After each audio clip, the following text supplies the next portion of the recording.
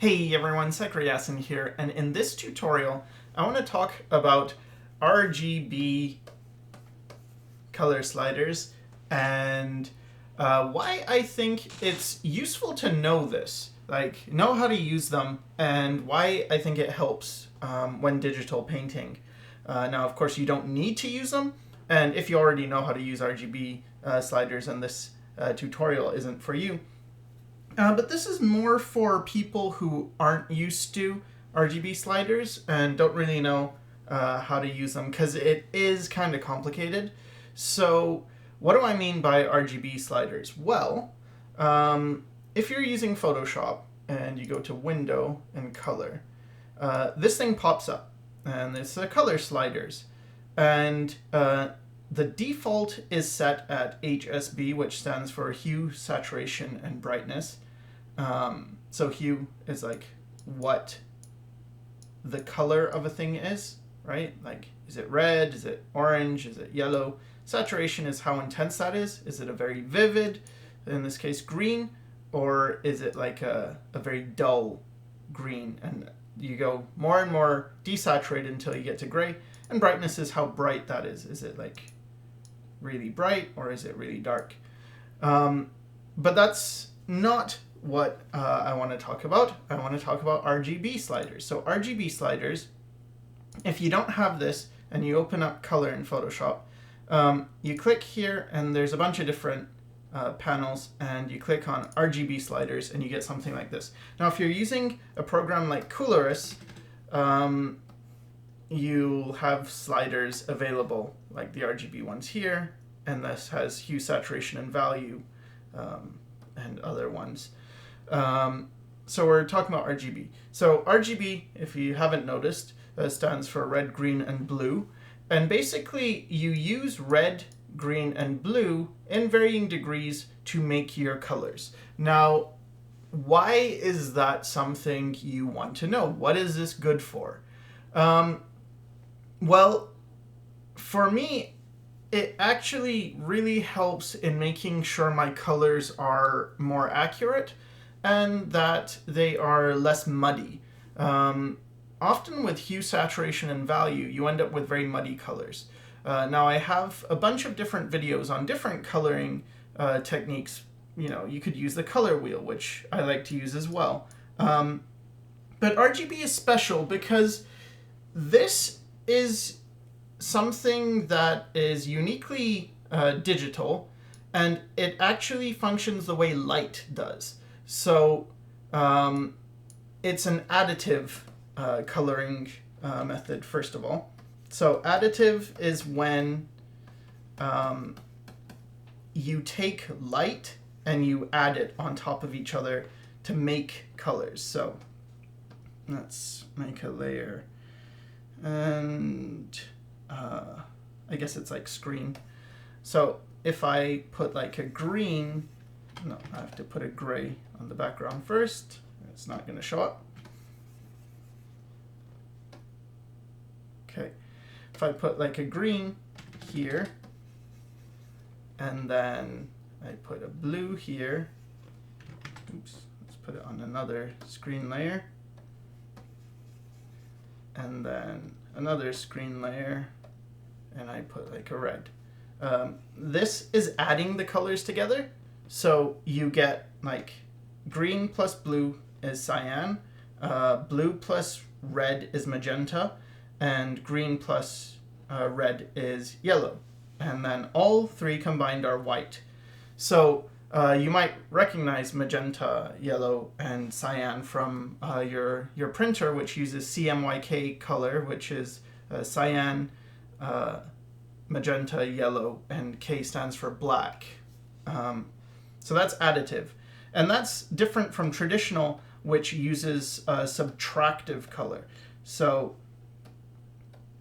in traditional, your color wheel consists of yellow, let's make a more warm yellow, yellow, blue,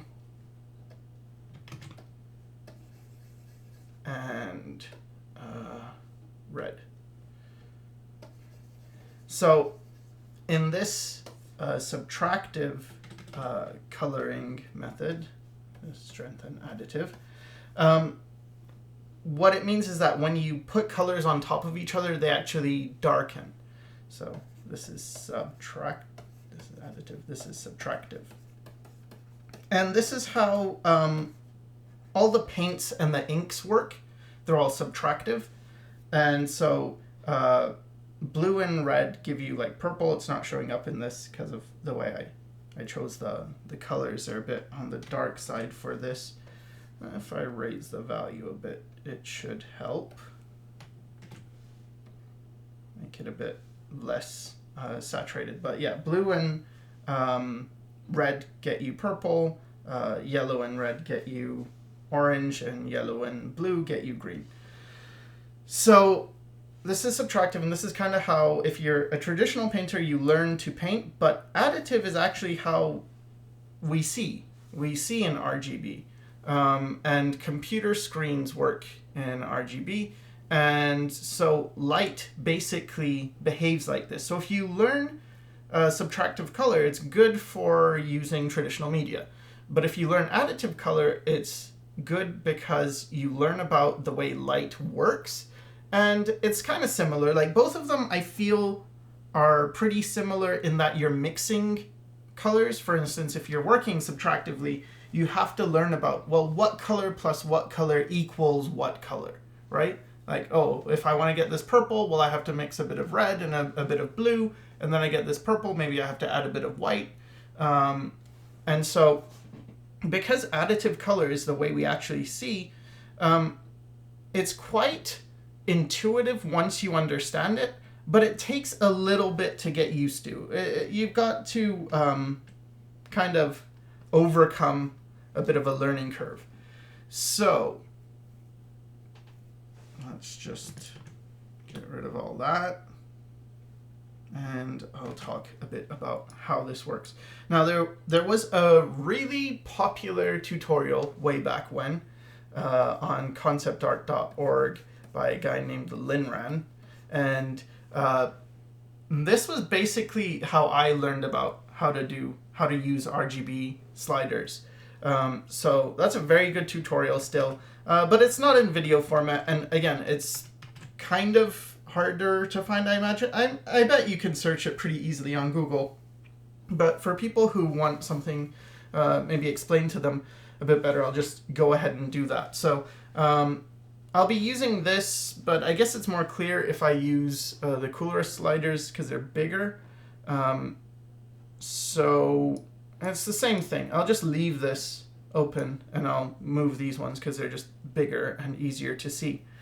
So the first thing to know about the sliders, you get R, G, and B. You get these sliders.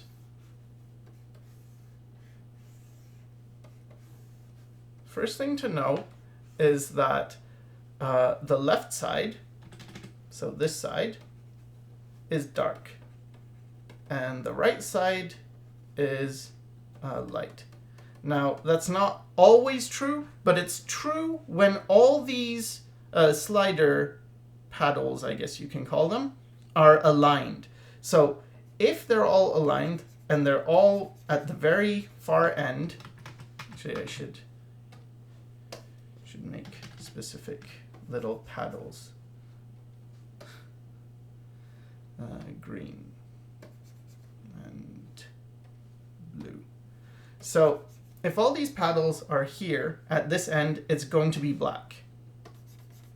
You get black. And basically what you're actually saying is there is no red here, there is no green here, and there is no blue here. Whereas on this end, so this end is like 0%. This end is 100%. So if we have,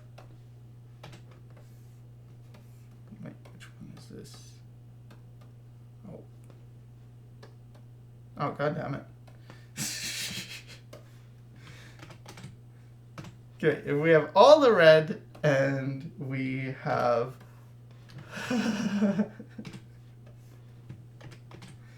we have all the blue, and where's the green? Come on, you gotta be here somewhere. There you are. And we have all the green, completely pointless. Then it's white. So you can see I painted white and it's showing up so well on this white background. So let's just give ourselves a like grayer background so we can see better. All right, and I'll label these blue, green, red. Okay, the other thing to notice is that whenever these three sliders, oops, oh, come on.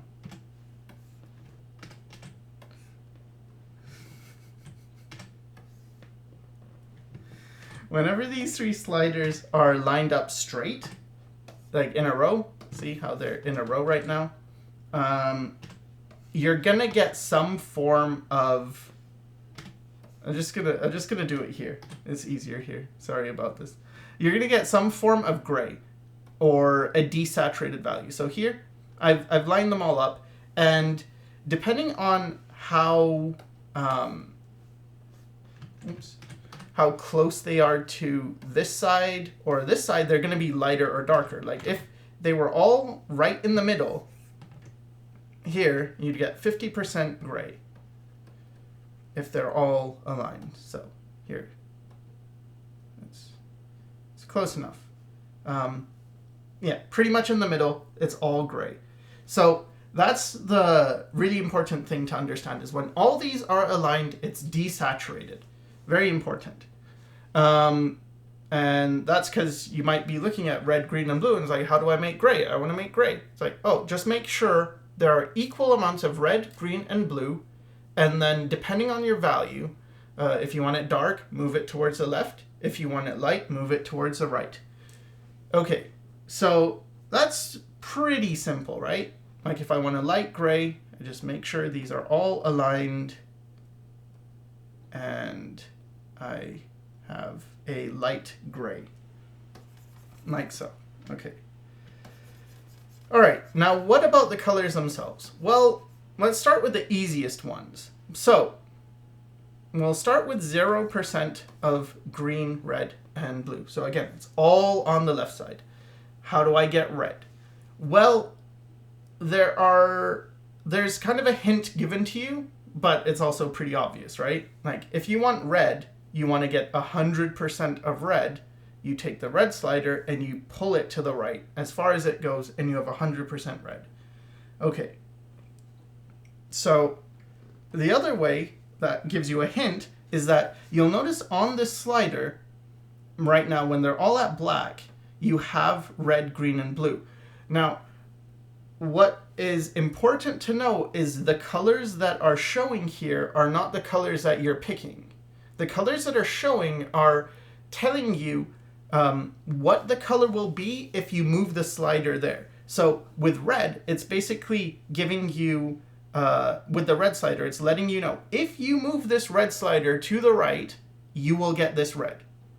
If you move this green slider to the right, you'll get this green. If you move this blue slider to the right, you'll get this blue. Provided you don't move any of the other sliders, this is what you'll get. So it's saying, if you want to know what color you're going to get, it's letting you know, if you move this, it will get that. So as I move this, you'll notice what happens to the green and the blue. See, the red's not changing. The red is the same, because as I move it towards the right, it's still going to be red, because I'm still saying I want to move, like I have a lot of red. So maybe right now it's at about 75% red. But the green and the blue changed because that's updating you on what they will be if you move it. So you can see here it says that like this is yellow. So it's kind of letting me know if I move the green, I'll get a yellow. If I move the blue and not the green, I'll get this purplish color, right? And if we move it, you'll see it's turning purple. So you can actually learn what to expect with the colors just by looking at the slider, because it kind of tells you. But what's much better is to just learn this kind of by memorization, I feel. And so if I pull the red all the way to the end, I get red. If I pull the green, I get green. If I pull the blue, I get blue. If I get blue and green and I add those, I get cyan. If I get red and green, I get yellow. And if I get blue and red, I get magenta. So that's really important to know. The other thing that's important is to know that, okay, if all three of these sliders are aligned, you'll get gray. But if any two of them are at 100% and one is at 0%, or, okay, if one or two of them are at 100% and one is at 0%, doesn't matter which one, so let's say these two are at 100%, this one's at 0%, you're going to have the most saturated value. If you have two at 0%, you'll also have the most saturated value. So you can have one at full value and it'll be the most saturated. You can have two and it'll be the most saturated, and it doesn't matter which two, because on the ends of the color, you have these points of like saturation. So, you know, you have your yellow super saturated, you have red, which is super saturated, you have your magenta, you have blue, and you have green. There's a bunch of other colors as well, but it's important to know that, just because if you want to increase saturation, how do you do it? Well, you can either move them further apart, like move one further apart. So let's say I want a green and I want it more saturated because it's kind of dull. Okay, so this is kind of a dull green. If I want to saturate it more, I can move the green and add it. So I'm adding green, and then it's getting more saturated. It's also getting more bright. So how do I make a saturated but dark green? So here I have a green. I want it to be saturated, but I want it to be dark. So remember how I said when they're all lined up, it gets gray. Well, the closer they are to each other, the more gray you're going to get. So the more desaturated you're going to get. So if I want this to be more saturated, but I don't want to, I want it to be dark, then I have to get rid of other colors. So right now I have a bit of red, a little bit more green, and a bit of blue. All right, so get rid of some of the red, get rid of some of the blue. Now you have green and it's dark. So now I have this darker green. If I want the green to be darker, I just go darker and I get the green. And this is one of those things that it's really good to experiment with. It helps to play with it a bit, because then you just start to understand it more intuitively. Okay, but why go to all this trouble? Why don't we just use like a color wheel? Which actually there's no reason why you shouldn't use a color wheel. Color wheels are fine. Again, here I'm using a colorist wheel, which just basically gives you like a painter style wheel for Photoshop. There are other color wheels as well. But the reason why this is really useful is because when you want to mix certain colors, it's much easier when you're using three values. And if you can learn, or not three values, three colors, if you can learn how to mix them, it's very effective. So if I was using traditional paint and I had red, green, or red, yellow, and blue, and I wanted to learn how to mix the colors, that would be really useful to learn, like, oh, how do I mix colors? I mean, it's not going to work perfectly, but I can kind of, you know, get some red and get some blue, and here's some yellow. All right, and it's like, well, I want to mix some red, or some yellow and a bit of red, and then, oh, I'm getting this kind of orangey color, and what if I add a bit of blue to that? Well, okay, it turns a bit purpley, and then what if I add a bit of blue to that? And you kind of mix, and oh, okay, I darkened the orange, but also kind of desaturated it, and you can learn about color that way. So with RGB, it helps, because then you're learning how to mix the colors. And because you're mixing them with light, they tend to be a lot more accurate, because you ask yourself one of three questions with a color, or you could add a fourth one. So the three questions you ask yourself, or you learn to ask yourself when you're mixing colors are, does this need to be more or less red? Does this need to be more or less green? Does this need to be more or less blue? That's it. That's like, what color do you have, and does it need to be more or less of a color? Another reason I like it is because when you start using these, first of all, you tend to not go crazy, like, or at least I don't go crazy with like the sliders on this huge, like moving one all the way over here and then moving the other one all the way over here. The way I actually use it is very subtle. Like, I tend to have a color that's more in the grays. I kind of look at that, okay, and then I'll think like, well, it needs a little less blue and a little more red, and then I get that color. And then you might think, well, it needs a little more green, which is going to make it a bit more yellow, and then you get that. And you see how these colors are very close to each other? So by tweaking the reds, greens, and blues, you can get very subtle color transitions, but none of these look dead. They don't look like, when you open this, and this is how often people start with color, they start working on this, and it's way too big of a field. Plus, it's only dealing with one hue at a time. So what I mean by that is everything here is pretty much this orangey color. It's just lighter or darker, more or less saturated.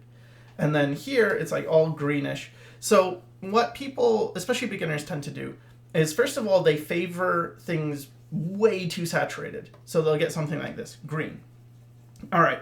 And then if they want a shadow of that, they might just go, okay, I go down and darker and maybe like that. And then they make a shadow like that. And that's kind of ugly, I feel.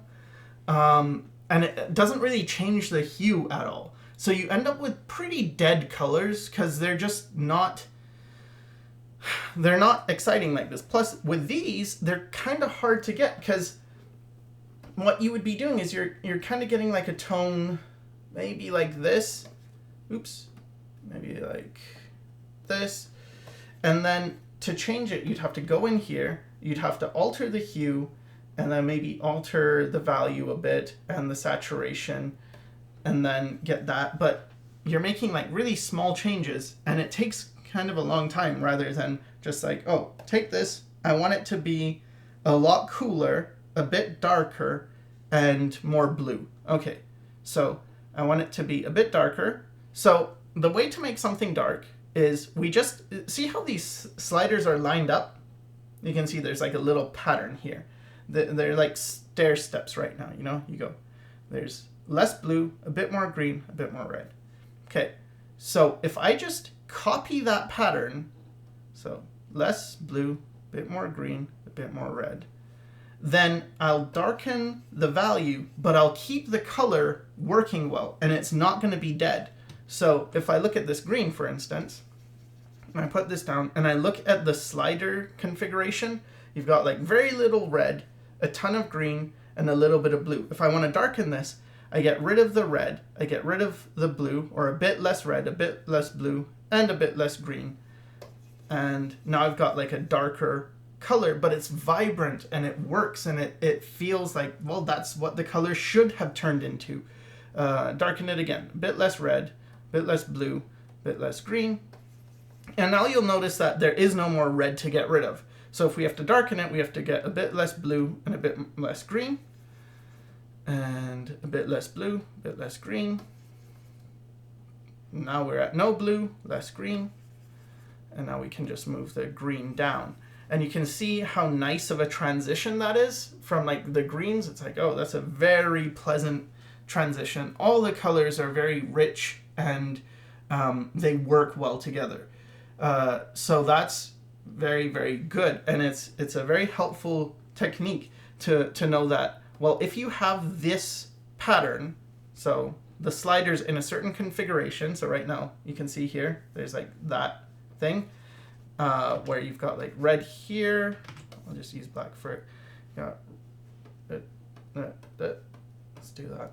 Okay, you've got the reds here, the green about here, and the blue about here. So if I take this pattern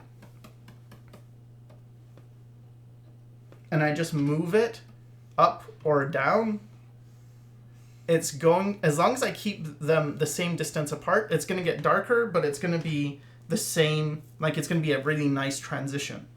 So I mean, we can try that here.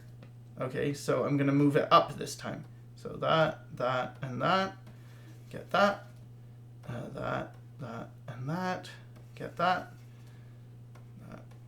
and that, and get that. So that's really useful, very effective, very, very nice. But this actually can be even better. And the reason is that because you're controlling how much you want to add, you can warm and cool your colors very easily. So with warmer cool colors, they tend to have more red to them. So reds are warm and blues are cool. Now you can have cool blues and warm blues, cool reds and warm reds. You can have greens that are cooling things down, but in general, you can think of it this way. If you want to have warm things, you add more red. You want to cool them down, you add more blue and a bit less red. So, or you can move them closer together.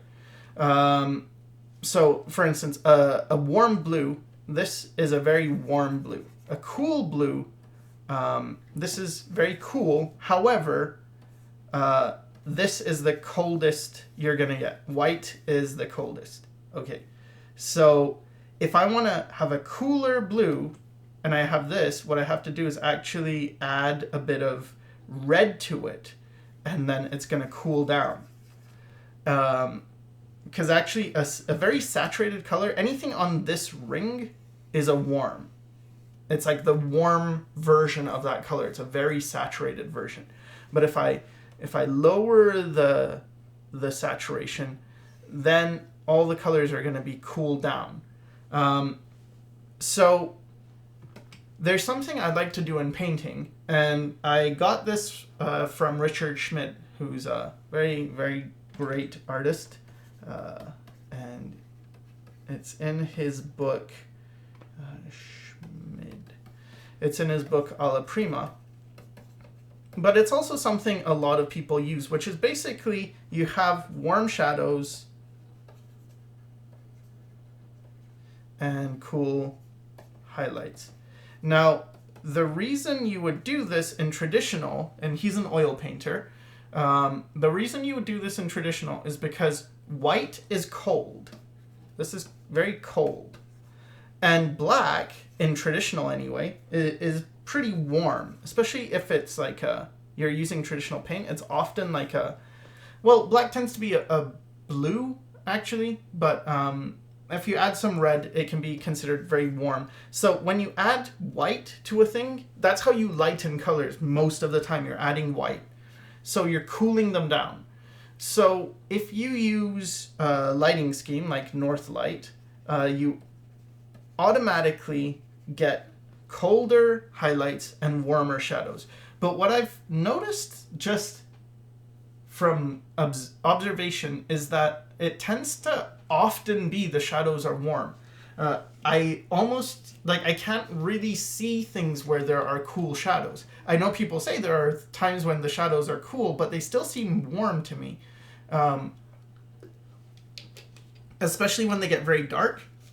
When I look into like any dark area, it feels warm. And also when you close your eyes, because there's, I guess because there's blood vessels in your eyelids, you still get a warmth. There's like a warm dark, not a cool dark.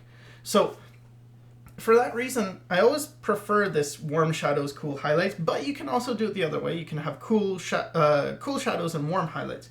But where am I getting at with this? Basically, okay, I mentioned there was a pattern, right? So let's say this was the color that I was going to pick. And there's a pattern here. So if I increase them all by the same amount, I'm going to get a variation on that color. And you get used to just moving your hand like the same amount. So it's when I move these, I'm less measuring with my eyes. Like I'm not really looking at the pattern as much as I'm moving it ever so slightly.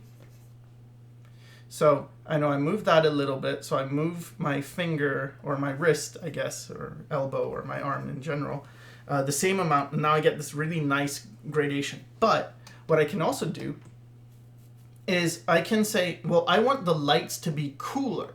So then what I can do is I'm going to be moving these, and I'll move them the same amount. Like I'll move a bit of red, a bit of green, a bit of blue. Let's try that again. I added a bit too much green. A bit of red, a bit of green, a bit of blue, but I'll add a bit more blue. And I get that. Okay, we'll do the same thing. Add a bit more blue each time as I increase the colors, and now it's getting cooler as we get down to this end. And then we can do it the opposite, where I'm going to go down and I'll move them all about the same, except I'll add even more, I'll keep even more red. So move it down, down, and then down, but add a bit more red. Okay, so we're getting darker, but we're also getting warmer.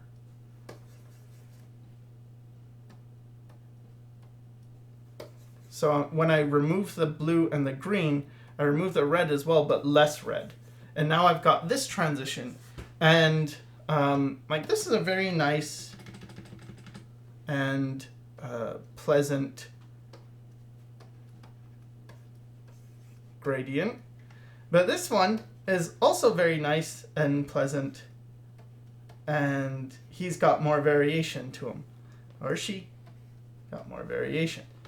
So this is kind of more like what my painting palette would look like.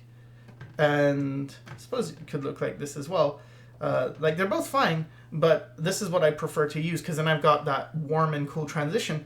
And you'll notice how nice they would, like these would all be very nice as skin tones. And indeed, using RGB sliders is really good for skin tones. And what you end up learning is kind of what flesh is as a tone. So what I've discovered from doing studies is that when you deal with flesh, you have a ratio where you have more red and then less green and then even less blue. All right, so let's just try that out. Let's add some red. And then let's have less green, quite a bit less, and even less blue. Okay, there we go. Let's darken that. So here's some red, less green, even less blue. Oh, well, they're always nice skin tones. I mean, you can have, of course, variety, but they give you, like, just that. Doesn't matter if I go light or dark, I end up with sort of the different tones in flesh, and it's like, okay, let's say a person has dark skin. I still do the same thing. I have more red, less green, and a bit less blue. But if you say, well, okay, maybe his skin is a bit more olive-like, well, you just add a bit of green, and then there you go. You add a bit more, and like these are very subtle transitions, but that's what you want when you deal with skin anyway. So for me, as a painter who, I mean, I don't paint all the time anymore, but as someone who, when I do paint, I like to paint faces, this is really useful because you easily get skin tones down and you can have a lot of variety without having to get lost in this thing, which is super confusing when it's like, okay, I want some, like, let's say this is my skin tone. Okay, now I want to darken it. Okay. Like, I kind of know how to do it just because I've done it, which is, oh, I'd darken it, I'd warm it, and I'd move it in a diagonal down like that. But I do feel like this is kind of easier to just shift, like, darker and then keep a bit more red. It's like, all right, we pretty much get the same thing. So, yeah, that's basically it. I figured I would try to do a demo for you, and you can kind of see how I use the sliders, but the lesson is pretty much over. So You know, you don't have to stick around for the demo if you want. You can just quit here. But if you want to see me actually try and use this and sort of show you how I go about doing it, I figured I would try. All right, so I got a couple of references. I got this one and I got this one. I wasn't exactly sure which one to do. Just gonna be doing like a study. I like the older skin because it has a lot of variation here. It's like all these little value shifts. But this one's good too. Let's just use this one. It's got lots of variation as well. All right, so I'm gonna do a quick study of this, and hopefully it will give you an idea of, you know, how I go about using color sliders. So the first thing I do, this is pretty common for me, is I shrink the image when I want to do a photo study, because I want to get the big picture stuff. I don't want to be focusing on any little details. So the first thing I'll do whenever I paint and I've got to start is I don't want to be starting on, like if I'm going straight into color, I don't want to start on white. For sure, I don't want to start on white. I might want to start, like if I'm doing it grayscale, I might want to start with gray. But the reason I don't want to start with white is because white is all the way over here. And so how far is that from black? That's really far from black. How far is it from, you know, like a dark anything? It's pretty far. Whereas if I start in a medium gray, it's about equal distance from the dark to the light, so you're not moving that much. So your eyes are more likely to see correct value if you're using kind of like an average color. And when I color, I actually want to pick an average that is sort of close to the skin tone. So when I look at this person, I see basically what I said. I see like red in the face, so I'm going to add some red, but I also see some like blue and green. So I'm going to look at the colors and try and find the right color. Now this takes a while to learn how to do it, and I haven't practiced in a while, so I'm rusty as well. But the point is, you have to let yourself suck for a while, because it is kind of finicky at first, but it does get easier. So I'm going to start with this color, and it might be completely off.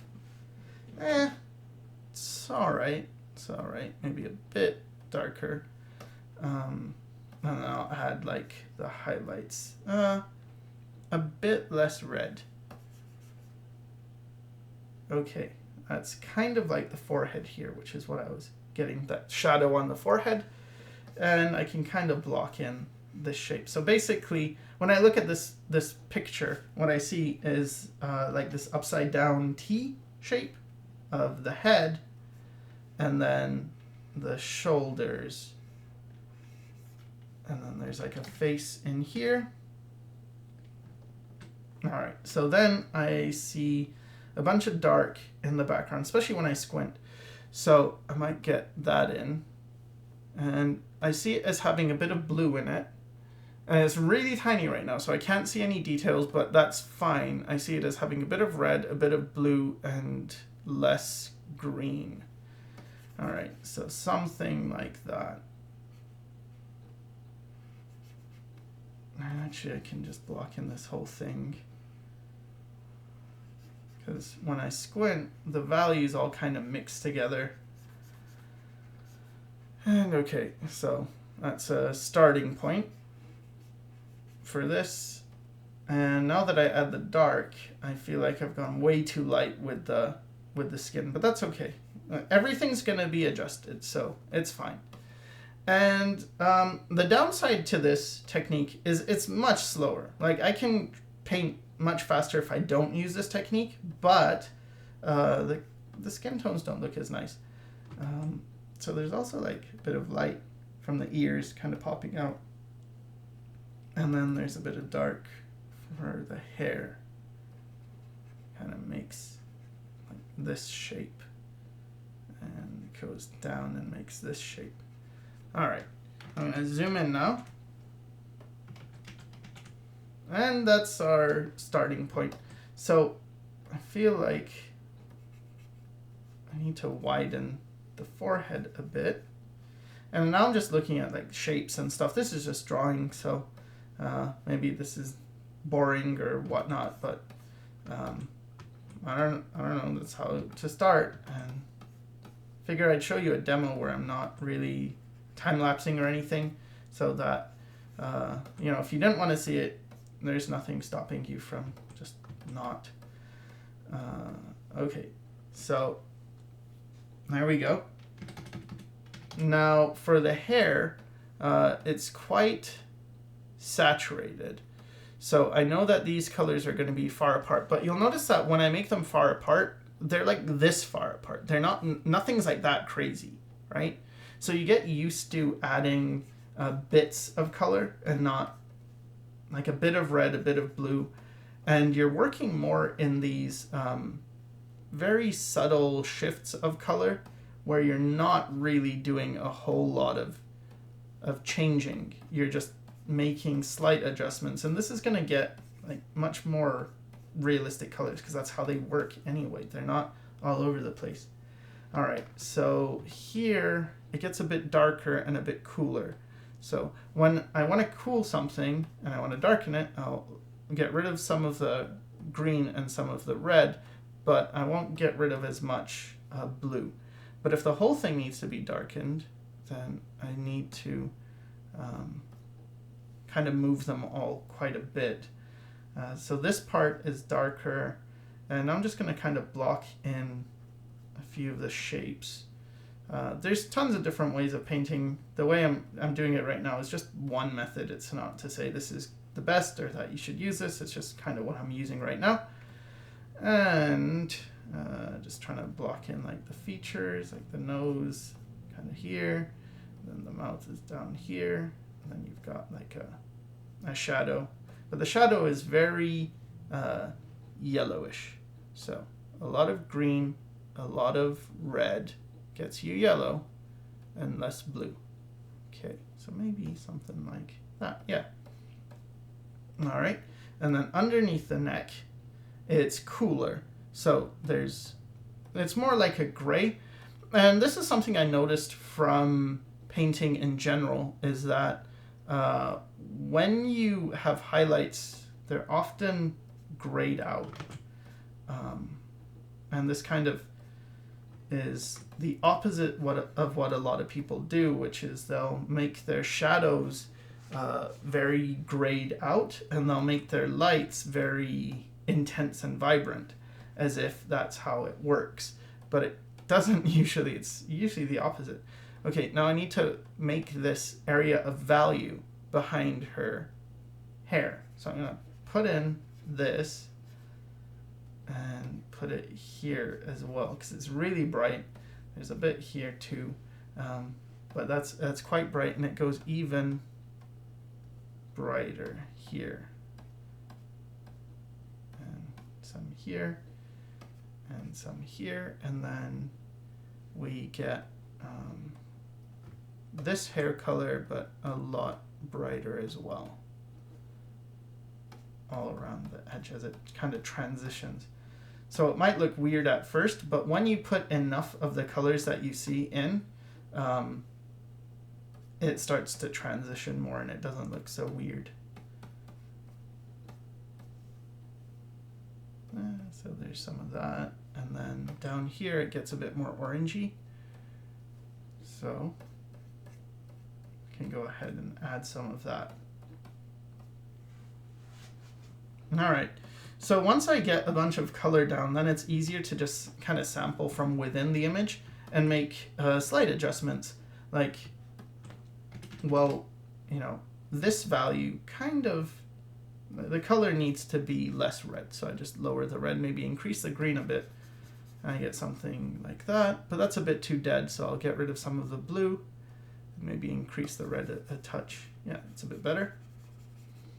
Again, using very, very tiny little movements. I don't want to go big and crazy here. I just want to have like the subtle transitions as I see them. The proportions aren't perfect, but I figure if I spend a ton of time on this. It's probably going to be like 15 hours.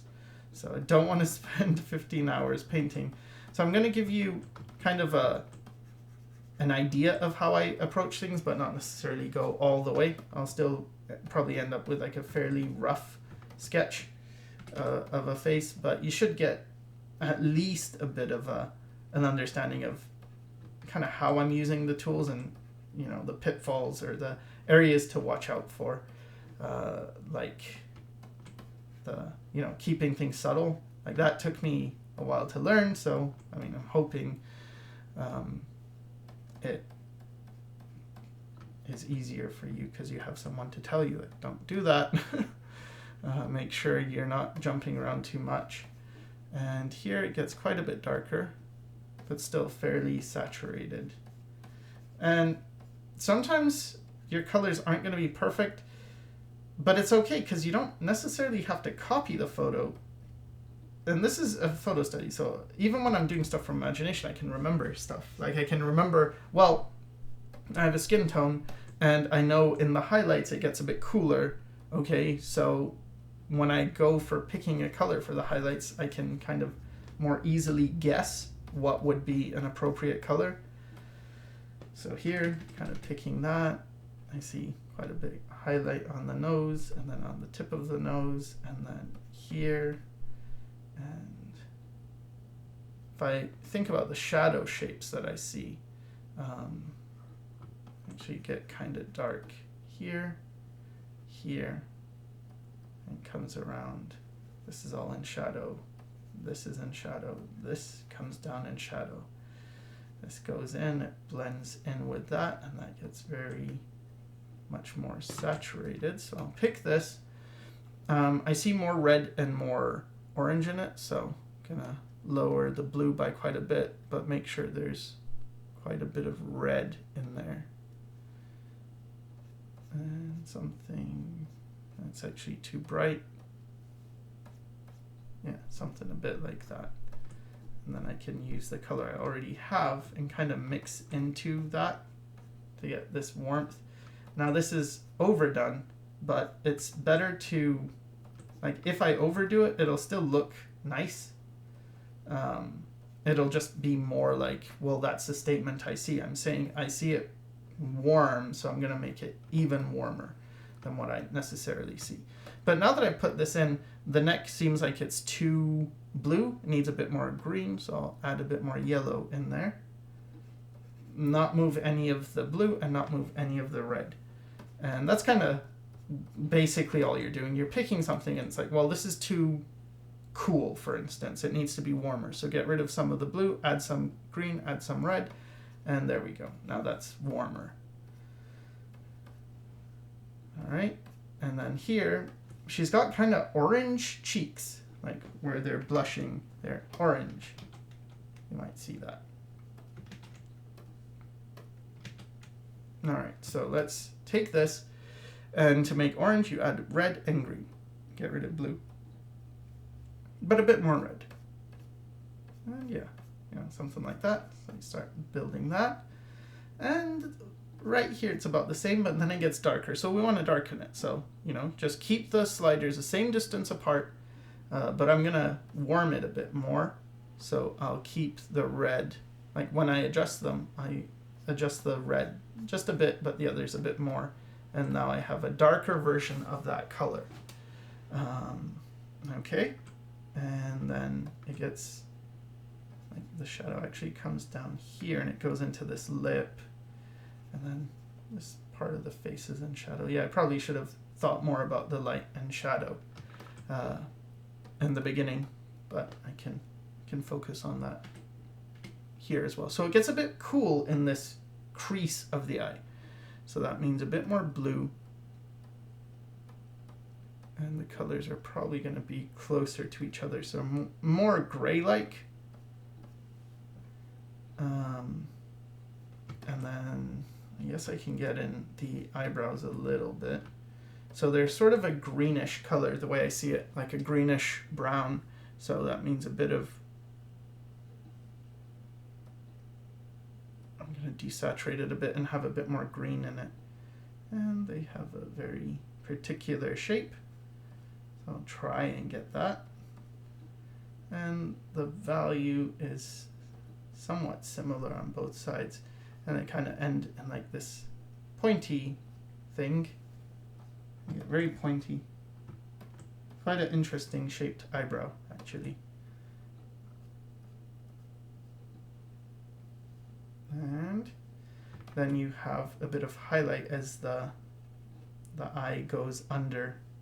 And I'm not actually, like, I haven't painted the eyes yet. I'm just dealing with the eye socket more than anything because I want to get a sense of where that eye is, like how to place the eye. So I'm actually painting everything except the eye, and you know, should leave a spot that is eye-sized.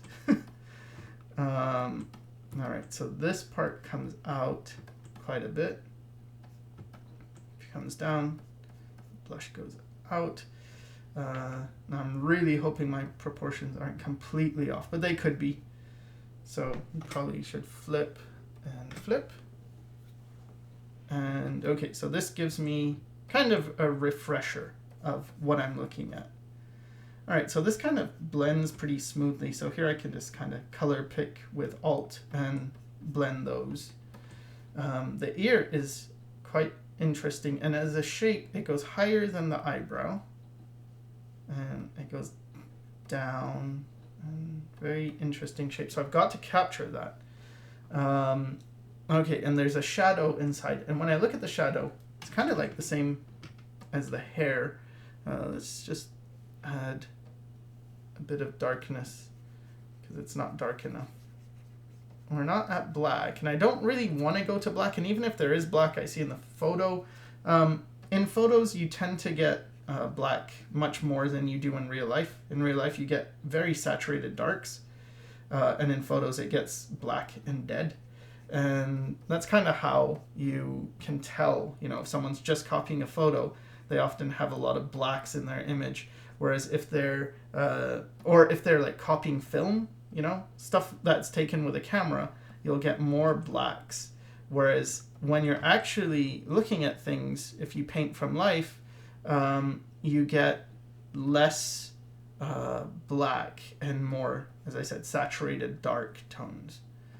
All right, so we've got like this greenish little rim that comes all the way around. Cheek goes out, and then you got this interesting shape for the chin as it goes around.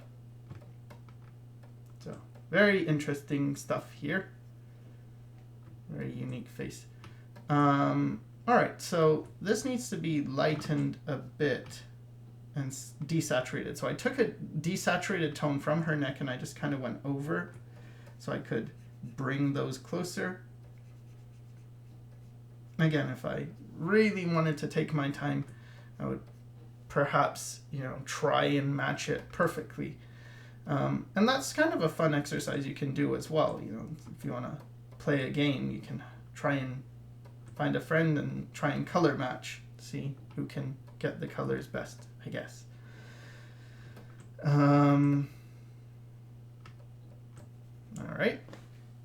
So we got a lot missing in terms of the features. Probably should get those in.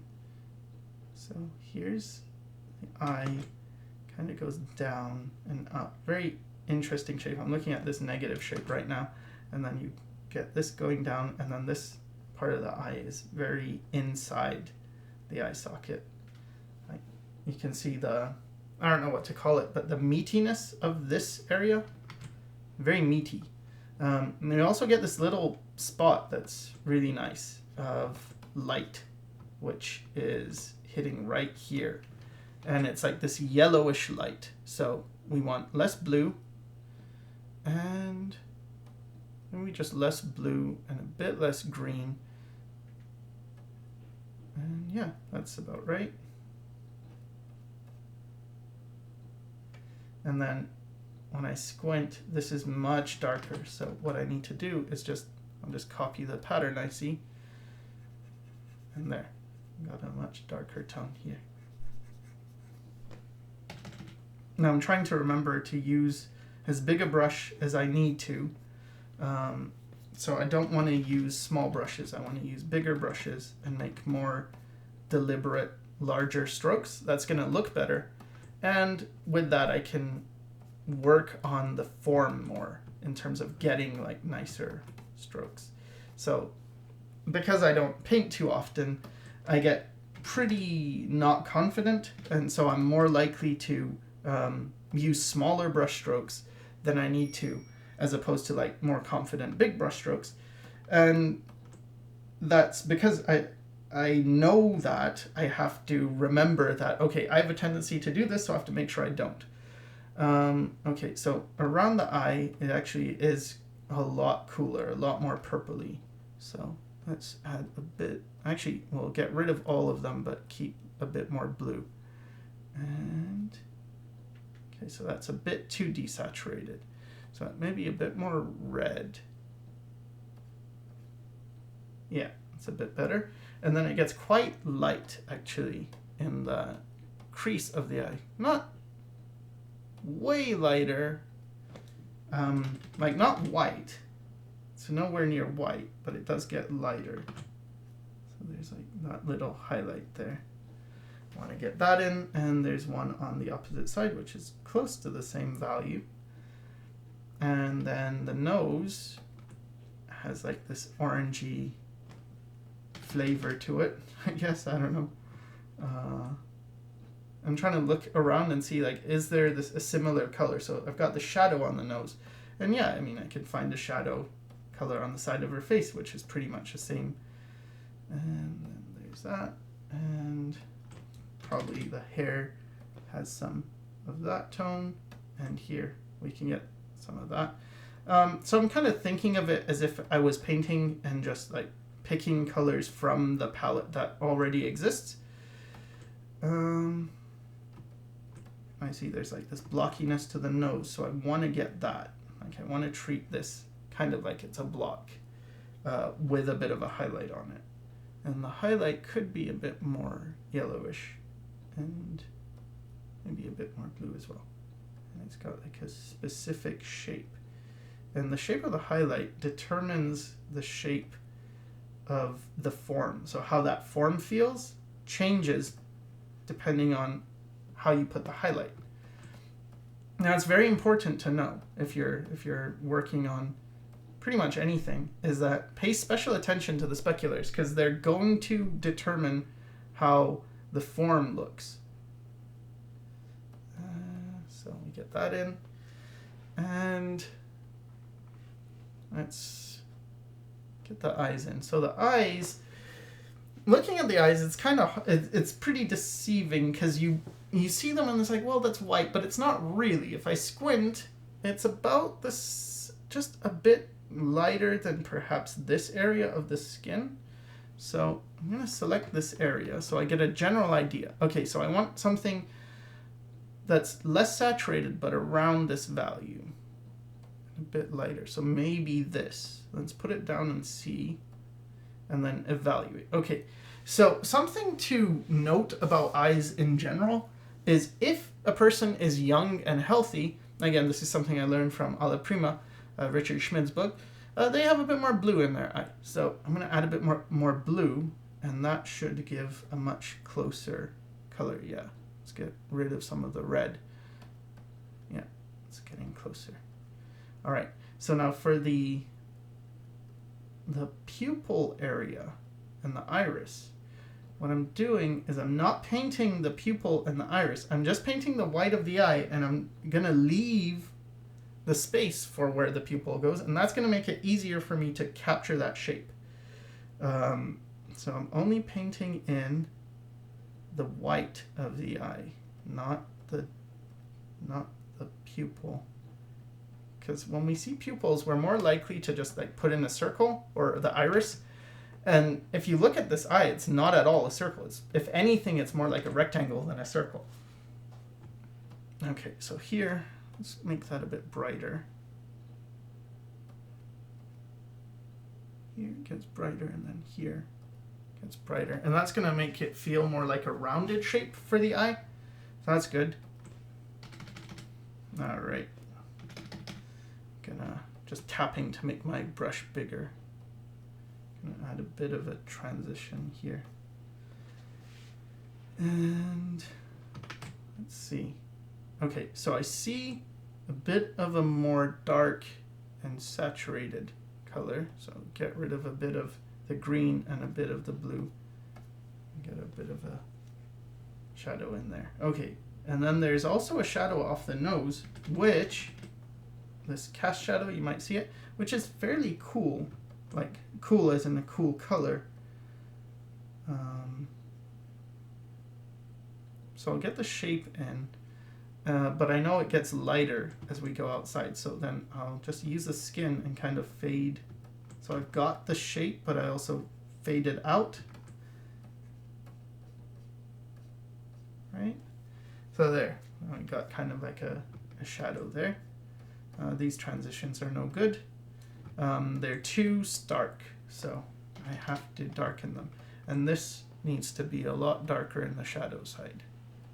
But I still want it to be fairly saturated. Maybe something like this. Let's test it. Yeah, that's okay. Let's blend that a bit. And for the lips. Well, actually, I could put in the eyes. So the eyes are like green eyes. But when you think of green, if I was doing this, the tendency would be to go here and then say, well, they're green, they're fairly light, maybe do something like this and get something like that. But that's not at all what I see. In fact, when I look at it, it looks a lot more gray than anything. So let's just zoom in and see. These eyes are much grayer than green. So like if I just select, okay, here's a green, like green, here's what it is. See how gray that is? Like, fine, okay, it's still in the greens, but it's super grayed out. And it goes from like blue into yellow, but it's always gray. It's very gray, very gray. All right, so knowing that, and I mean, after you do it for a while, you kind of learn that blue eyes are actually like grayish eyes that are lighter and a little bit blue, and green eyes are often sometimes grayish and green, or like brownish and green. They're usually not super green. Sometimes they do look that way. Those are very exciting opportunities for painters if you can see, you know, oh wow, the eyes really are quite saturated.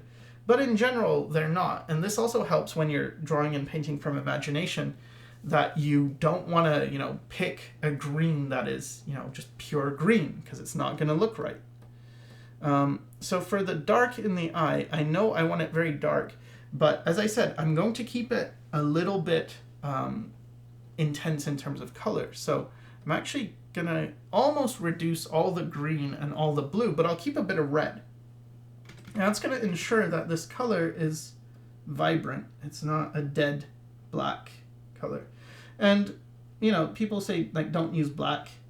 I think one of the reasons is because black tends to, if you use black in its pure form, because it's a blue, it tends to cool down things, and it also, because you're cooling down things, you're disrupting the warm and cool balance that you have in your image. So you don't want to do that. And here, let's just give some eyelashes. So it's better to use a dark.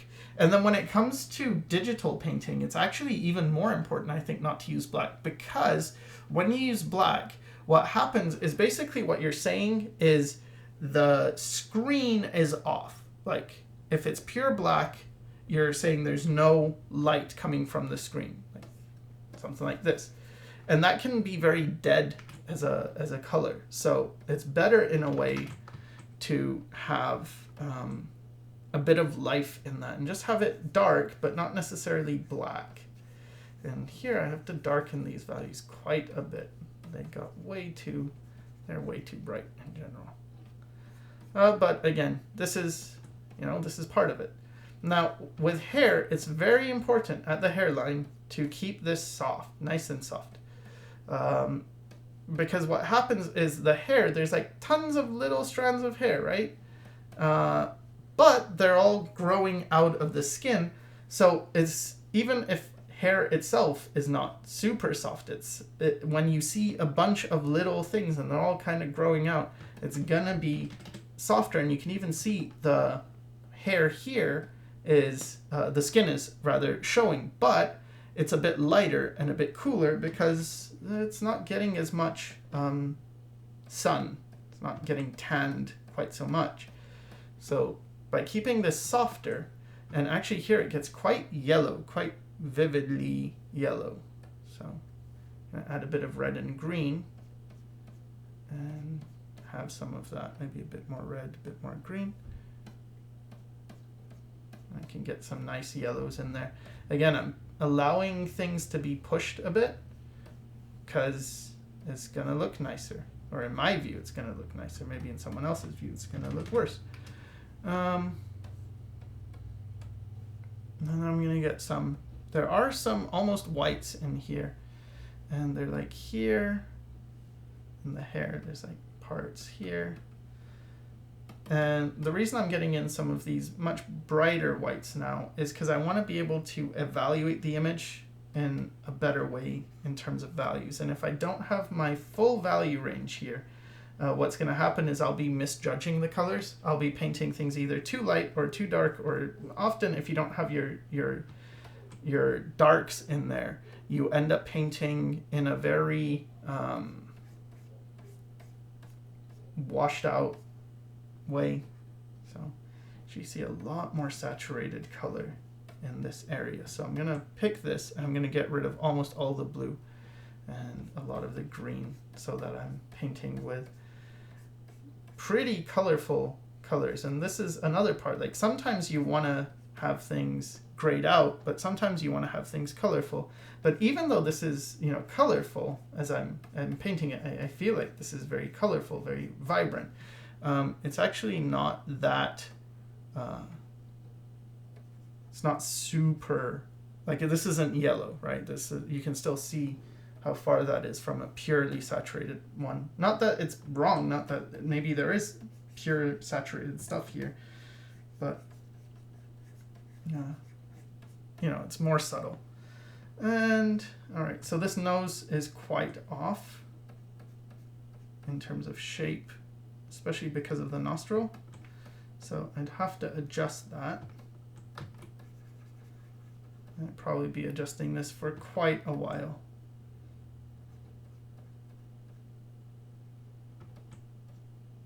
Get some of that shadow, but warm it up a bit.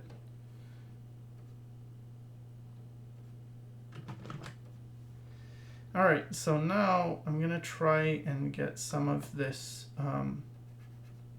mouth, and starting with the highlights of this philtrum. I think it's called the philtrum part at the end of the nose. And I'm gonna go into the reds. So the reds in this mouth are very not that red. I think this is too bright, but let's put it down. It's a little bit too bright, but not much too bright. So got something like this. You get like that. This part should be brought in, so I just put that line so I'll remember, okay, that needs to be brought in. Now I can look at the eye and kind of get a sense of where the mouth is. It's kind of like ends here. And then you've got this shape, like a upside down triangle shape, or I guess it's still just a triangle. And then you've got a lip that's fairly big on the bottom. So the reason I'm using like brushy strokes is because I'm still kind of insecure. And I kind of want to just draw that in because I didn't start with a proper drawing. So because of that, because I didn't want to spend way too much time, because otherwise I'd just be, I'd have to get a really good drawing, very tight, and then talk about all the little RGB color things, and that would take way too long, and I also didn't want to just, you know, time-lapse my way through, because then I feel like, well, for myself, when I see time-lapse video, it's fine, there's a place for it for sure, but sometimes it feels like, oh, I feel like I missed something, and I don't want you to feel like you missed something. All right. So now we've kind of got the mouth shape, but we have none of the colors. So squinting down, I actually see a pretty dark value in the mouth. I'm just gonna kind of fudge the hair because like there's a lot going on. Don't have time to show all of it, so just gonna indicate now. You know, there's a bit of orange here. Can probably intensify that and give this kind of blooming light effect. And here, let's get dark, maybe some reds. Let's make that feel more lively. But yeah, back to the mouth itself. There's a lot of dark in there. When I look at the teeth, if I squint, I don't even see teeth. But if I don't squint, I do. So what I'm going to do is I'm going to not draw any teeth and just have a big black, well, it's actually a dark brown.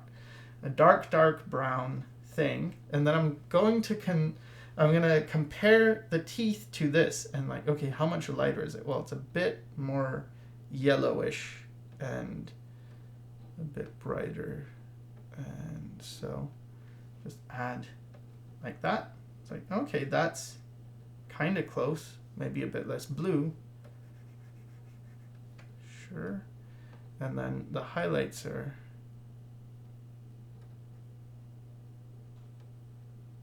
a bit more intense, so let's add some of that. And yeah, it's kind of close. Maybe a bit more light, but not crazy light. So yeah, I mean, you see that tooth, that tooth, and then there's one there. So it's a bit on the subtle side, but what I want to do is actually increase the amount of red in the mouth. And these are just like little tricks you can do, is by adding red in the mouth and red in the nostrils and stuff, it feels more like skin, and like, oh, we know the mouths are warm, so it gives that feeling. Okay, let's get the highlights in the eye. Yeah, I keep being tempted to use the color wheel. Okay, so there's like highlight here and highlight here. I'm just gonna give a bit of life, and then let's work on this lip. So the under part of the lip is a lot more saturated and a lot darker. So I didn't need to move the red so much, but I did need to move the green and the blue down. And I have to go even darker, so I have to reduce more green, more blue, maybe a bit less red, because it's not super saturated. And try that. Yeah, it's kind of close. All right, and then for the highlight, it's kind of a gray, as usual, you know, most highlights are gray, grayed out. And there's clearly the little split down the middle where the two, like there's two pieces in the bottom lip, and there's three in the top, two like meat chunks. Okay, so let's add a bit more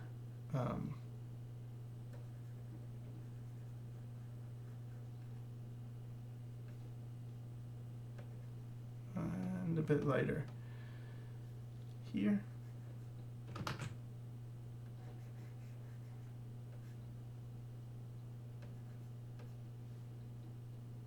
That just kind of fades off into the skin, and then you get quite a bright little area here. And then you get a bit of shadow under the lip, which is actually quite dark. Let's put that in. So I just got these photos from like a royalty-free thing. I just searched Google and search for, I think, reuse with modification as a license type. And like you can go into the settings and find something like that. So you can probably find this image yourself if you wanted to give it a go, or I could post a link in the description to it in case you wanted to try as well. I don't know. All right, so here, just gonna try and wrap up soon. Maybe give myself at most another 15 minutes. Because I don't want to drag on too long, but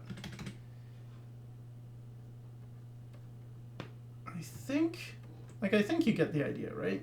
How to use this. It's just a matter of time, just more, let's flip it, more time spent on little things. You know, you get the ear, you get the shape, the shadow shape here. You'd have to adjust those colors, of course. They're a bit more red, maybe a bit of blue in there as well. With ears, as well as the nose and the mouth, often it doesn't hurt to go a bit warmer in the shadows. It's not going to look wrong. It's going to be fine. And you can always adjust this. So I'm kind of treating it now like I'm just going to get the drawing in place and less of the absolute colors, because I just don't have enough time to adjust all the colors. So instead, I'm going to get as much of the values as I can get, because those are really important. And then if I wanted to work on this more in the future, then I could just, you know, easily look at these and just ask those questions. You know, is this more red? Is it more green? Is it more blue? That's it. Is it more red, green, or blue? Or less, more or less, you know? Some stray hairs here, some stray hairs here. Adding a few stray hairs can do a lot in terms of making it look like you put tons of detail in. Like most of these hairs are just super quick and blocky, but if I had a few thin ones, it can start to look like, oh yeah, okay, that's detailed, and it's not really. It's just a few hairs do the trick. I'm putting them mostly on the outside, so you get the silhouette and it feels like, oh, there's a lot going on. And here too, you know, a few of these hairs. Probably, if I was spending more time, I would work a lot on the skin first and then do the hair, because the hair's on top of the skin, and it's kind of awkward if you do it the other way around, where you do the skin or the hair first, like I did, and then you put in the skin. So here, I put down a color. It's way too blue and way too red, so it needs a bit more green, and maybe a bit less red and blue, and then I'll put that down, and that's a bit closer, but maybe a bit too much green. So that's also a bit closer. I can kind of mix these colors and get a bit of transition value, or color and value, both of them, and kind of build. Okay, that comes in. I've got quite a dark here for the collarbone, and it gets kind of orange as well. So I just picked some colors from the face, and then I can knock it all down fairly easily, and then you got a highlight on that. Get the anatomy right.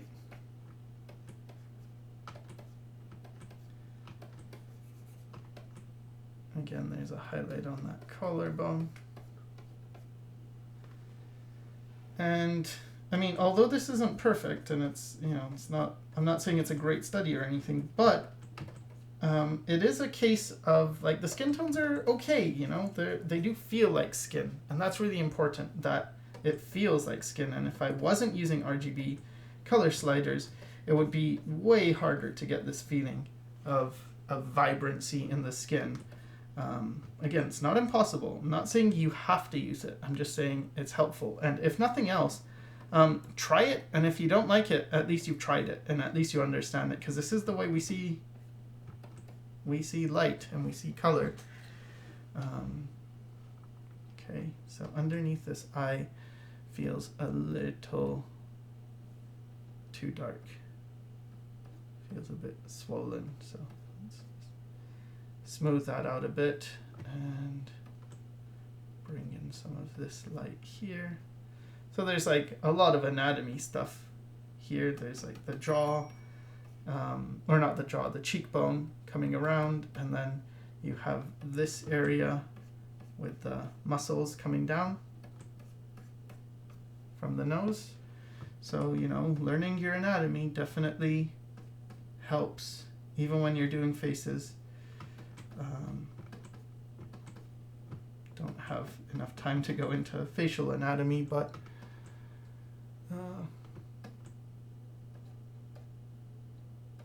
you can look it up and study that if you haven't already. Or maybe I'll make videos of it in the future. A bit more yellow, a bit more red. Get some of that highlight in, maybe a bit more blue as well. And I can add there's a lighter highlight here that's a bit more pinky, so I added quite a bit more blue and a bit of red. So I can get this furrow in the head, because she has like an expression, and her brow is kind of like, and then I feel like the eyes are really, like, I need to move this all up. Yeah, it's quite screwed up now that I look at it. Darn it. See, if I had to take a break, then I would notice all this, and it's like, God damn it, I have to fix everything. Yeah, I'm just like inside of like, oh, I hope this doesn't look as bad as it looks to me right now, because I'm starting to see like this cascade of errors. Everything's starting to feel wrong. I have to add the upper lid, or that's not gonna, the eye's gonna look too small. And then I have to add the highlight on that upper lid, and a highlight on this part, make it a bit stronger. At least the expression is kind of coming back. And this part has a shadow in the ear. I usually spend quite a lot of time on ears and stuff, and the nose, and trying to make it right.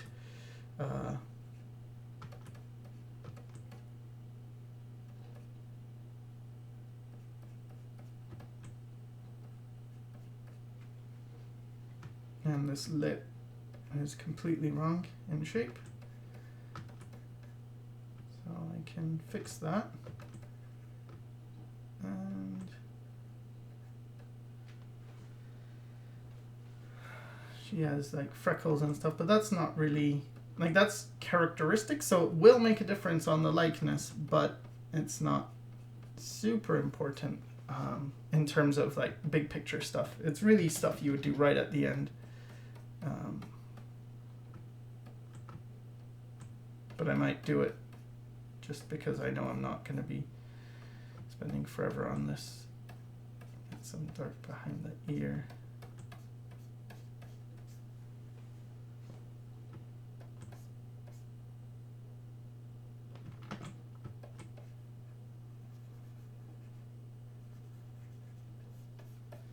So reusing some of the colors, like I'll sometimes sample from many areas and just keep reusing it.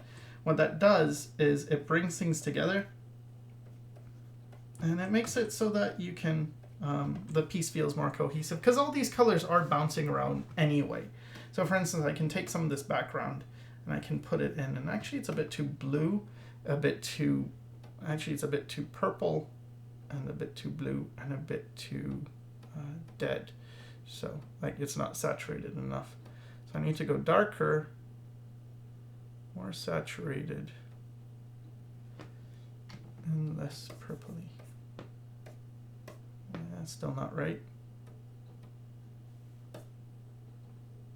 That's closer, but it's somewhere in between these two values, so more like that.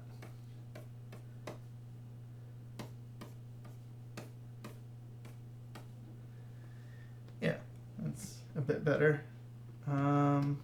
This though, way too light. So I'm just noticing crazy errors everywhere now. They're all just popping up. And this part gets more desaturated and a bit cooler. Yeah.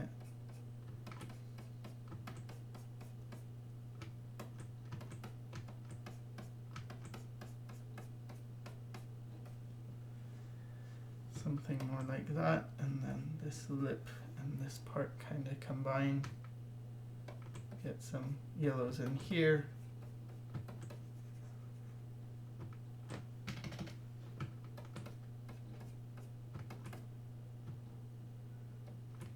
Get that shadow back in.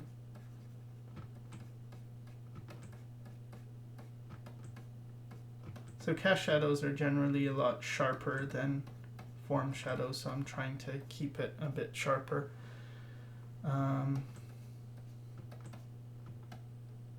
And the nose needs to be quite a lot darker. Kind of missed some of these shapes.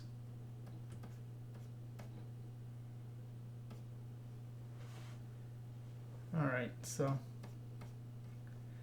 getting a bit better. I'm trying to squint more because I was not squinting enough. And again, this is, you know, because I haven't painted in a long time, so I haven't been doing the squinting enough. So when you paint a lot, you basically are always squinting. And when you start to look around, you tend to squint, and then people kind of think you're upset all the time, but really you're just a painter. All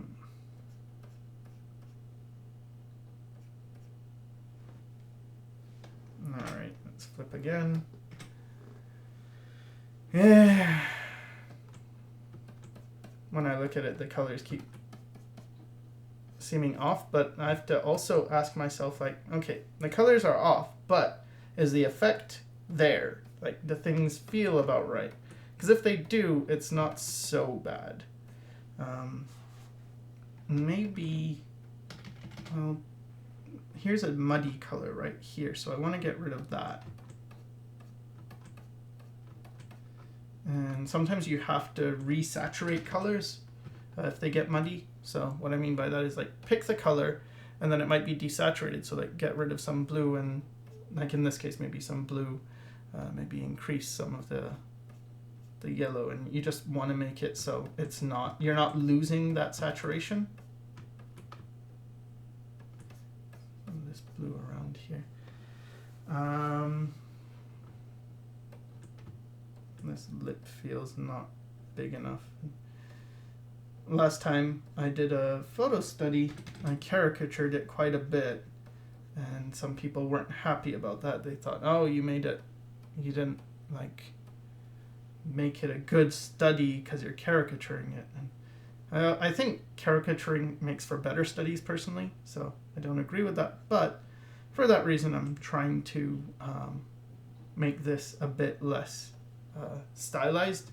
But because I'm doing that, I'm actually making her less like herself, because some of these things that I'm missing, like the larger bottom lip, are very important to have.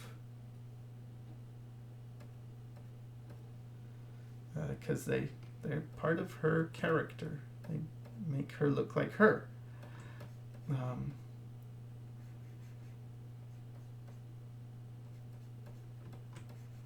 Let's redo that highlight. I think I didn't do a good job of it.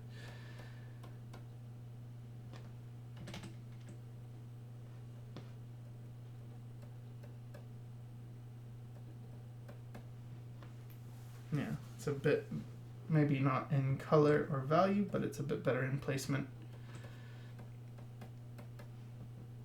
And then I gotta put in this shadow under the lip. And it's getting pretty close. There's like a stronger edge here. I want to get a stronger edge right here at the side of her face so that her face comes forward and that the neck goes back. Maybe use this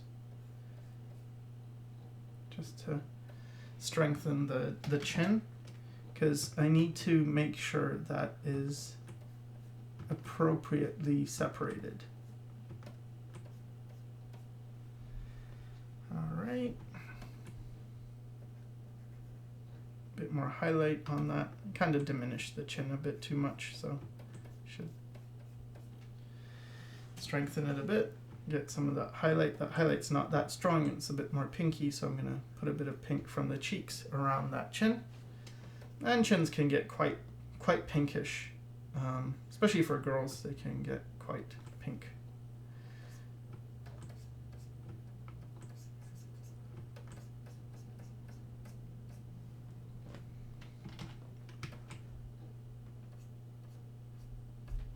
So putting that highlight here, although I'm kind of overdoing it, what it's doing is it's going to strengthen that feeling of the cheek coming forward. And because she has such prominent cheeks, that's a good thing to have. And a bit more blue for this highlight. I need to redo it. Redo that highlight and redo this highlight. And this one is now placed off, so I need to get that in correct. As I said before, like, highlights are super important where you put them, and you got to make sure they're in the right spot. And I guess kind of time's up, so I'm just gonna add a few freckles and call it a day. At least for this painting. So if you're finding this stuff useful, I'm glad. I hope it's useful. I